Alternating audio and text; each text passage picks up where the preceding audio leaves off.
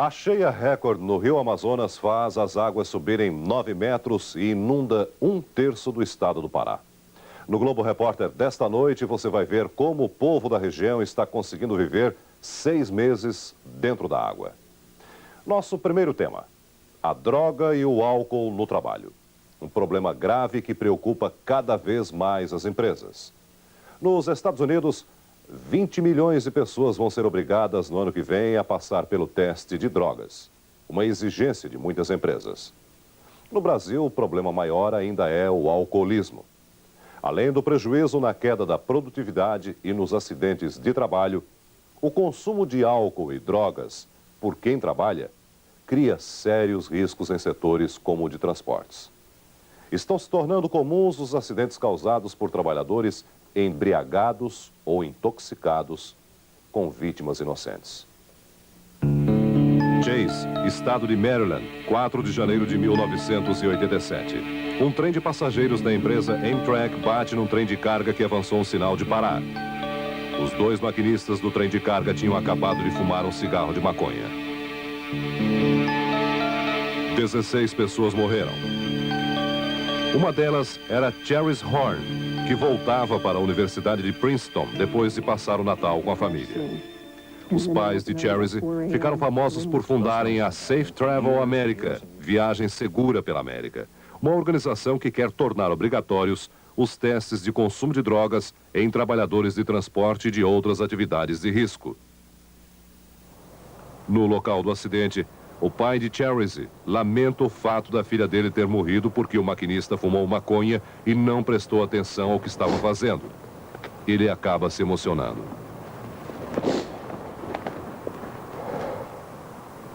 Aqui no Instituto de Correção de Maryland está preso Rick Gates, um dos ex-maquinistas do trem de carga. Ele disse que o colega dele, Butch, preparou um cigarro de maconha para os 2. Gates disse que fumou e logo depois percebeu, tarde demais, que o sinal estava fechado para eles. Gates cumpre pena de 5 anos e se considera culpado. Gates também admite que muita gente que ocupa a função dele na ferrovia bebe e usa drogas injetáveis.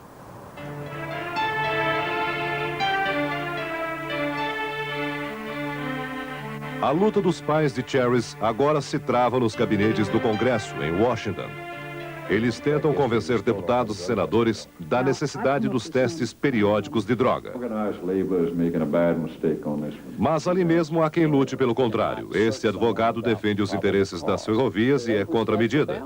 Não podemos investigar ninguém sem uma causa presumível. Não se pode fazer um programa de testes para o país inteiro, baseado apenas num acidente, diz ele. A família de Charis diz que as pessoas têm o direito de exigir um maquinista capacitado para exercer suas funções com segurança. O maquinista Gates garante que todo mundo nega que use drogas e que para casos como o dele, o melhor seria adotar os testes.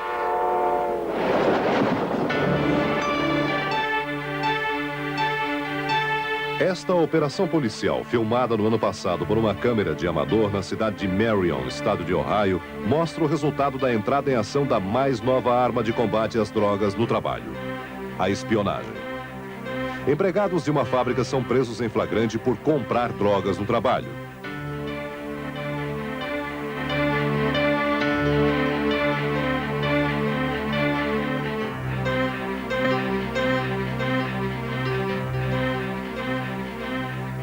Temi cumpre pena de 18 meses de prisão por vender cocaína para um colega de trabalho.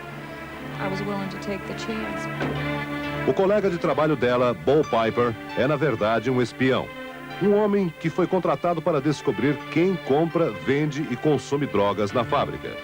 Durante 1 ano e meio, Bo Piper passou por empresas de 3 estados, identificando e entregando para a polícia os usuários de droga no trabalho. Ele acaba de ser promovido na PLE, uma empresa especializada nesse tipo de espionagem. Tão especializada que seus agentes aprendem a preparar cigarros de maconha e a cheirar cocaína através de simulações. Em 2 semanas, a PLE ensina um candidato a espião a agir, mas sem usar drogas. Ninguém tem permissão para usar drogas nem durante o treinamento, nem mesmo na hora da investigação nas empresas. A hora mais crítica do trabalho, segundo os espiões, é quando durante a investigação alguém pede para que eles experimentem a droga. Este instrutor diz que não experimenta e que nessas horas um trabalho de meses pode ir por água abaixo. O curso de espião inclui diálogos que testam a capacidade do candidato de ser coerente no disfarce em situações de tensão. E tem ainda a aula prática. Os candidatos aqui, num bar suspeito, mostram o que aprenderam.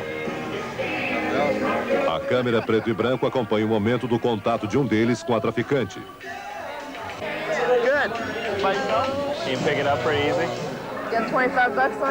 A mulher pergunta se o espião tem $25 e convida ele para completar o negócio no carro, fora do bar. O rosto do futuro espião aparece embaçado para evitar futura identificação. A conversa flui descontraída. Logo depois de vender crack para o primeiro espião, a mulher fornece para os outros. Tudo acontece às mil maravilhas. All right. Thanks, Mary. Thanks, guys. All right. Take it easy. Os futuros espiões estão radiantes e voltam à sede da PLE satisfeitos com a prova prática na rua. Ali, porém, eles descobrem que a traficante é, na verdade, uma policial. O curso termina ao som de gargalhadas dos veteranos.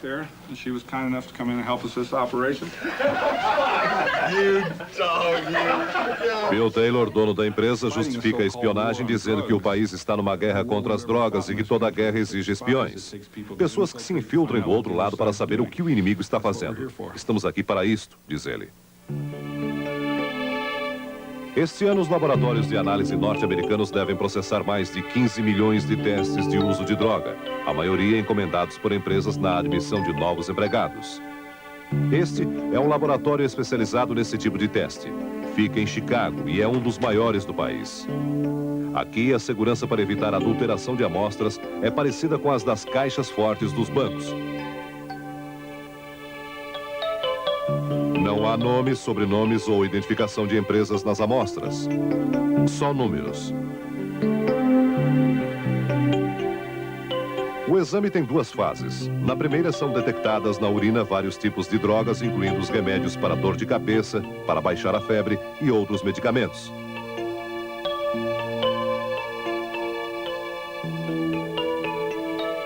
Se a análise termina nesta fase, os resultados não são seguros. O toxicologista-chefe do laboratório explica que de 7 a 10% dos exames teriam um resultado erradamente positivo. Para ele, a segunda fase do teste, feita com o espectrômetro, é absolutamente necessária. Para exemplificar, ele mostra um teste de drogas que deu resultado positivo na primeira fase, mas que na segunda deu negativo. O que parecia droga na primeira fase do teste era provavelmente um remédio para a gripe. Este caso deixa claro que muita gente poderia ser demitida ou não admitida injustamente. Agora um teste que deu resultado positivo para uso de cocaína nas duas fases do teste.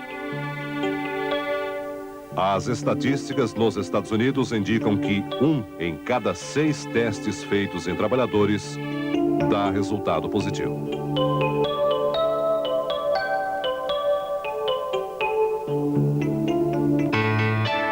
A seguir, quem faz e quem não aceita fazer o teste de droga nos Estados Unidos. Como é feito o teste?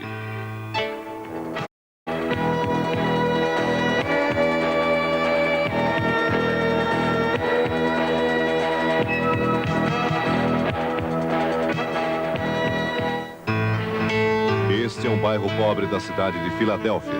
Aqui as quadrilhas de traficantes só não tomaram conta de tudo porque policiais como Joseph Murray e Brian King estão nas ruas.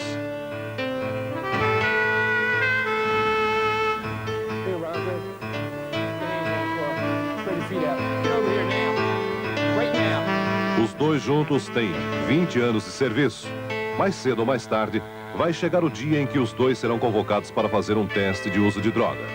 É uma determinação do Departamento da Polícia de Filadélfia, um dos muitos órgãos do governo que adotaram o teste. Quem se recusa perde o emprego. Joseph Murray é contra o teste e acha errado alguém ser demitido por se recusar a fazê-lo. Brian King acha que o teste estigmatiza quem o faz. Benny Noble é um veterano policial. Ele foi demitido por se negar a fazer o teste. Ele diz que está magoado e que sua vida nunca mais vai ser a mesma depois do que aconteceu. George Smith, outro veterano da polícia de Filadélfia, vive o mesmo drama. O departamento de polícia considerou suspeitas as reuniões que os dois faziam nesta quadra de tênis e exigiu o teste. Smith e Noble admitem que davam estas escapadas, mas garantem que o único crime que estavam cometendo nessas horas era o de matar serviço por alguns momentos. Uma corte federal determinou a readmissão dos dois policiais por entender que eles não tiveram a oportunidade de se defender. Os critérios para chegar ao teste mudaram, mas o comissário de polícia de Filadélfia, William Williams, está apelando da decisão. O comissário Williams alega que quem tem o direito de prender e até de matar tem de obedecer a padrões mais exigentes. Benny Noble, um veterano do Vietnã, argumenta que o policial é um símbolo de honestidade, confiança, respeito e integridade. O teste afeta isso. E se um policial perde esse símbolo, ele perde tudo, diz ele.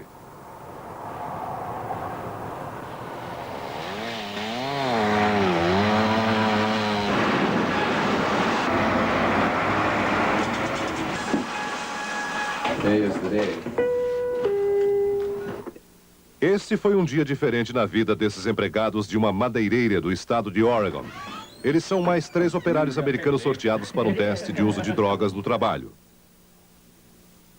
Este homem é o diretor de segurança da empresa. Não queremos gente que usa drogas trabalhando aqui. Como não queremos cometer injustiças, adotamos o teste. Não se trata de uma questão moral ou social. Trata-se de segurança, diz ele. A maioria dos empregados concorda com ele.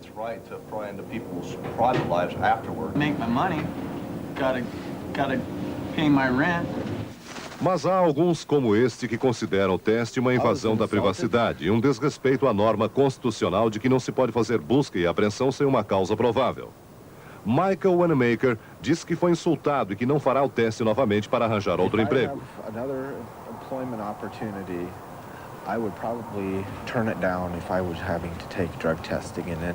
Candy Messick, que também trabalha na empresa, tem outra opinião. Ela já foi viciada e fez um tratamento de recuperação. Ela admite que é constrangedor fazer a coleta de urina, mas revela que foi salva pelo teste. Eu estava cheia de marcas de agulha pelo corpo e muito magra. Não sei se estaria viva se não fosse o teste. O diretor de segurança garante que a taxa de acidentes de trabalho na empresa caiu em 95% desde o início do programa de testes. O responsável pelo programa de testes diz que a situação na empresa mudou. Os empregados envolvidos com droga se tratam e voltam recuperados para o trabalho.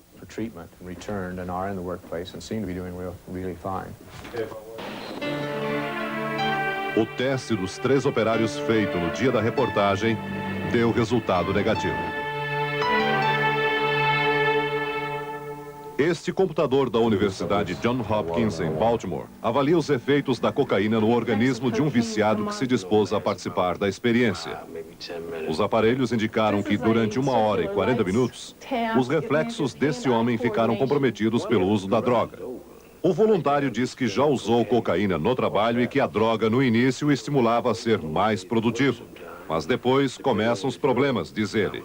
Você só pensa em cocaína, quer uma dose, outra, mais outra, e a coisa não acaba mais. O chefe da pesquisa, Dr. George Bigelow, explica que a cocaína parece ser agradável e inofensiva no início. O problema, diz ele, aparece com o uso crônico. O voluntário confirma. Se você se aplica a droga até de madrugada, é difícil chegar ao trabalho no dia seguinte. Esta roda de pessoas no hospital Fair Oaks, de Nova Jersey, é formada por trabalhadores que tentam se recuperar. Esta mulher diz que costumava fumar 2 cigarros de maconha e tomar comprimidos antes de ir trabalhar. No escritório, aplicava cocaína na veia até 2 vezes por dia, se tivesse chance. Ela diz, cheguei ao fundo do poço. Comecei a depender de cocaína para conseguir trabalhar. Este vendedor de carros diz que sua cabeça só funcionava na base de cocaína e que os supervisores que poderiam demiti-lo por isso também usavam a droga. Este corretor disse que o uso de cocaína é considerado uma coisa normal no centro financeiro de Wall Street, onde trabalhava. Ainda não comecei a contar o prejuízo em dólares que a cocaína me causou, diz ele. Essa mulher, além de ser viciada, chegou a vender cocaína para os cirurgiões de um hospital onde trabalhava.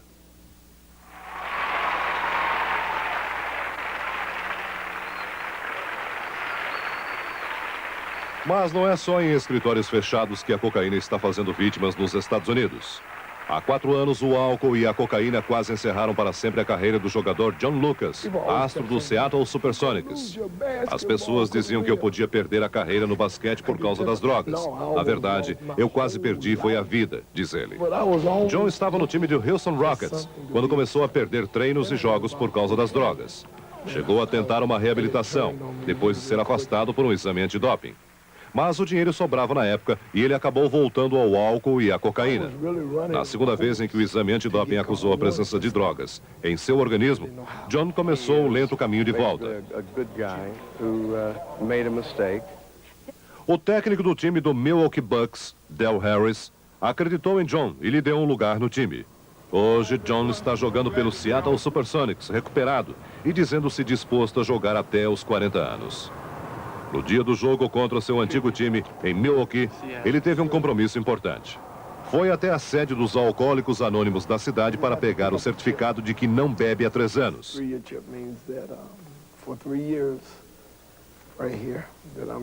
E ele acabou participando das atividades com os antigos colegas.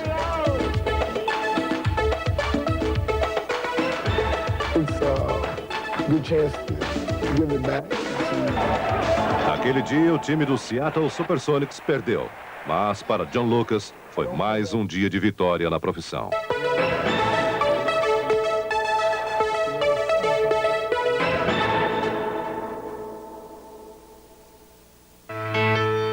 A seguir, álcool, um inimigo poderoso nas empresas brasileiras. A polêmica sobre a adoção do teste de droga. Guarani e São Paulo, ao vivo, amanhã, 4 da tarde.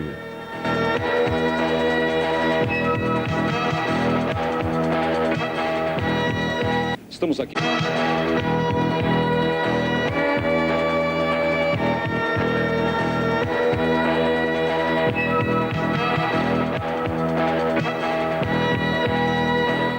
Dezenas de empresas no Brasil acordaram nos últimos anos para um problema crescente: o alcoolismo entre seus funcionários. Agora surge com força o agravante da dependência de drogas. Quase sempre a empresa é atingida de alto a baixo, desde operários e técnicos até diretores. Nos Estados Unidos, onde o problema é bem maior e mais antigo, as empresas costumam demitir os funcionários menos qualificados quando descobrem que são dependentes. Só os mais qualificados vão para os programas de recuperação. No Brasil, ao contrário, as empresas que já enfrentam o problema têm tido uma atitude muito positiva. Qualquer que seja o cargo, a tendência tem sido manter todos no emprego se estiverem empenhados na recuperação. Para saber como está a luta contra as drogas e o alcoolismo no trabalho, a repórter Sandra Passarinho procurou especialistas no assunto, clínicas de tratamento, sindicatos e grandes empresas.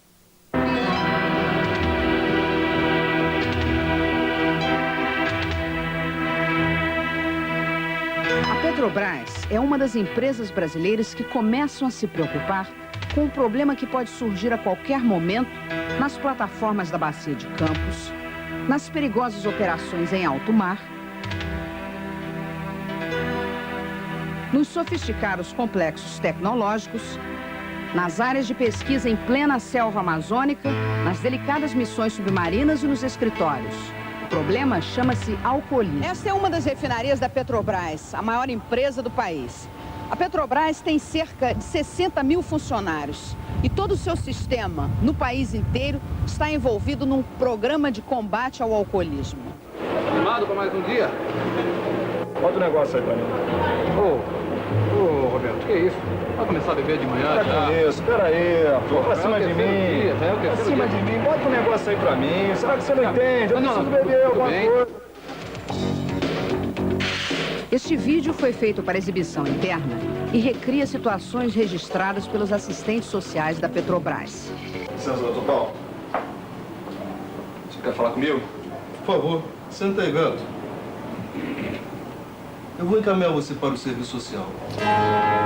Mas, doutor Paulo, o senhor De início, o funcionário resiste à constatação de que é um alcoólico. O programa da empresa se empenha em recuperá-lo para o trabalho sem punições ou discriminação.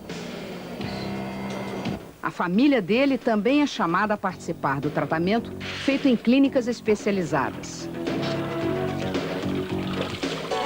Hoje, há mais de 200 funcionários da Petrobras alcoólicos que estão se tratando. E outro problema já preocupa a empresa. Estamos estudando o problema de tóxico na companhia. O tratamento, em tese, seria semelhante ao tratamento do alcoolismo, porque é uma dependência. As duas situações são de dependência. E os princípios que a companhia adota hoje para o tratamento do alcoolista e prevenção do alcoolismo, em tese, serão os mesmos princípios que nós vamos adotar no tratamento de tóxico.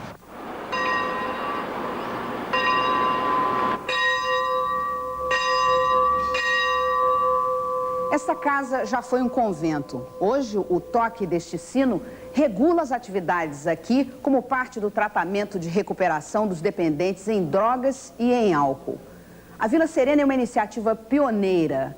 É a primeira clínica no Brasil voltada para o atendimento às vítimas do uso de drogas no trabalho. Este centro foi criado há 7 anos por iniciativa de uma empresa e presta serviço a várias companhias estatais e privadas. Elas pagam o tratamento que dura mais ou menos um mês.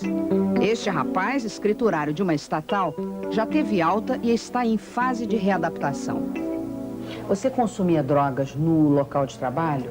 Às vezes, quando eu ia virado, quando eu virava o dia, porque eu tinha necessidade de me manter acordado. Cocaína que você consumia? Cocaína, minha droga de escolha é a cocaína.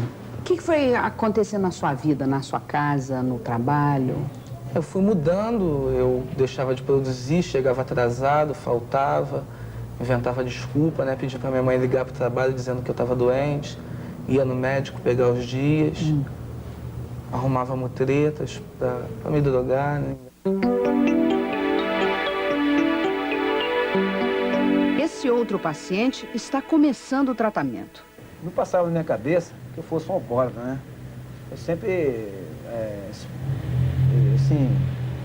sempre achava que um dia eu fosse parar por conta própria, entendeu? Mas você não conseguiu. Eu não consegui. Realmente eu agradeço muito. Principalmente o meu engenheiro lá do nosso setor, né? Ele me deu uma força, entendeu? E se não fosse ele, né, se eu estivesse naquela vida, né? No caso de bebida, na vida passada, eu acho que teria perco meu emprego, né? Essa doença... Roquildson Pena é o coordenador das atividades deste centro. Aqui, o melhor remédio é a conversa. São as palestras baseadas na experiência dos alcoólicos anônimos. O que significa uma empresa estar envolvida? Significa a empresa encarar o problema como uma doença que necessita tratamento, né, como uma outra doença qualquer, né? E tem um significado importante para a empresa que normalmente o dependente químico é uma pessoa capaz, uma pessoa inteligente e às vezes altamente especializada, né? E que é sempre um bom investimento a empresa recuperar esse indivíduo. Piracicaba, São Paulo. Essa fábrica é a filial de uma grande montadora de máquinas e tratores e tem 5.000 funcionários. Ela ajudou na fundação de um ambulatório da Vila Serena aqui e tem executivos trabalhando como voluntários na diretoria da clínica. Nesta empresa, o combate à dependência química começa na própria fábrica. Nós temos um programa baseado no desempenho do funcionário. Se ele aceitar o tratamento e se recuperar, então ele se torna um funcionário normal, como eu disse. Não há barreiras nenhuma para que ele seja, por exemplo, promovido porque ele foi um alcoolista, porque ele bebeu no passado. Então não existe um estigma contra o funcionário doente na empresa? Absolutamente não. Existe até uma certa valorização a esse funcionário. Ele, diante dos outros, se caracteriza como um funcionário que conseguiu uma vitória. Toda semana há uma reunião entre pacientes e equipe de apoio para acompanhamento de cada caso. Há 100 funcionários se tratando, a maioria por causa do álcool. Mas há também casos de cocaína. Eu fui falar com o meu supervisor que eu não aguentava mais usar droga, eu queria um tratamento. Mas eu fui com essa coragem porque eu conhecia o supervisor, eu sabia que ele era um supervisor amigo. Então, se a gente tem um supervisor amigável, comunicativo, que conversa, tem um diálogo com a gente tem mais coragem de ir falar, porque tem bastante gente que quer fazer o tratamento, mas não tem coragem de chegar e falar. O americano John Burns é que dirige o programa. E parte do trabalho é preparar chefes e supervisores para identificar casos de dependência química em seus departamentos. A tratar desse problema é justamente seu emprego. Esse programa dentro dessa empresa, em termos de tratamento de alcoolismo, representa, ao meu conhecimento, o mais eficaz de tratamento de alcoolismo no mundo, ponto. Dos outros países, especialmente os Estados Unidos e Canadá, não tem na própria empresa todo esse apoio de serviços médicos e sociais. Tudo isso é feito fora da empresa. John Burns é o diretor da Clínica Vila Serena e especialista em programas de alcoolismo industrial. A sua experiência abriu o caminho que o levou a ajudar os outros. Eu sou um dependente. Entrei pela cachaça e cerveja, e virei dependente de álcool. E o governo norte-americano me encaminhou num centro em Washington, D.C., em 1978, para tratar do meu problema. E aí tudo começou a modificar na minha vida, tudo. Qualidade de vida começou comigo uma vez que a simplicidade da coisa. Eu não posso ficar bêbado se não bebo. Não bebo. Os testes do uso de drogas são cada vez mais comuns nos Estados Unidos, no processo de admissão e no controle dos empregados. No Brasil, esse tipo de teste é ainda apenas uma polêmica. A Petrobras, quando admite empregados, ela procura ter as pessoas mais adequadas para as tarefas que eles deverão desempenhar. E uma doença como o vício em tóxicos, evidentemente, seria prejudicial.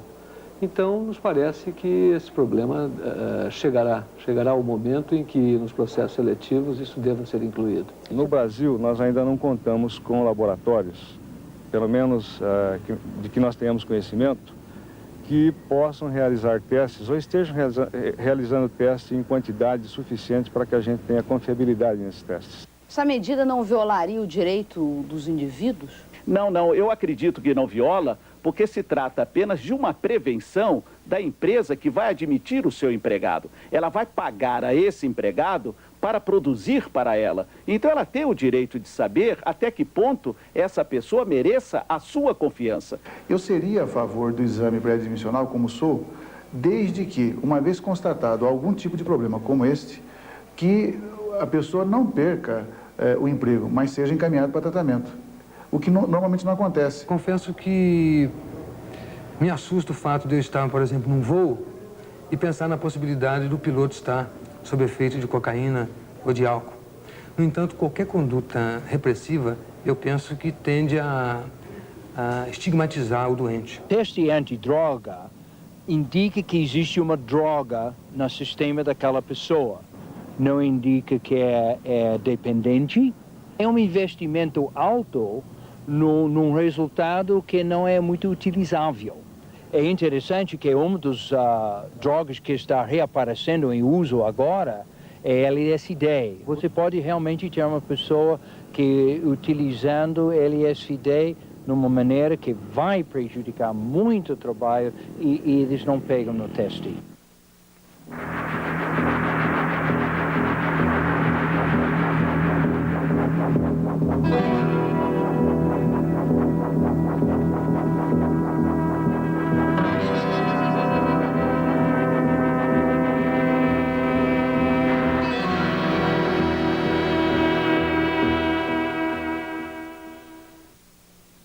A seguir, o rio Amazonas sobe 9 metros na maior cheia de todos os tempos. Chuva de milhões. Supercine, amanhã, depois de O Salvador da Pátria.